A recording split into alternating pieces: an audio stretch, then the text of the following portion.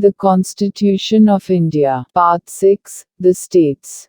Chapter 2. The Executive. Council of Ministers. Article 163. Council of Ministers to aid and advise Governor. 1. There shall be a Council of Ministers, with the Chief Minister at the head, to aid and advise the Governor in the exercise of his functions, except in so far as he is by or under this Constitution required to exercise his functions or any of them, in his discretion.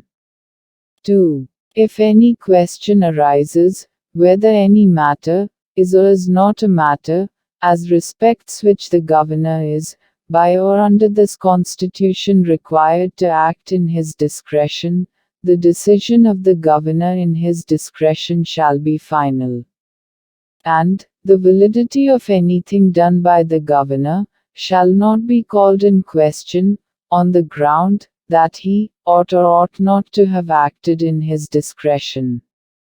3. The question whether any, and if so what, advice was tendered by ministers, to the Governor, shall not be inquired into in any court.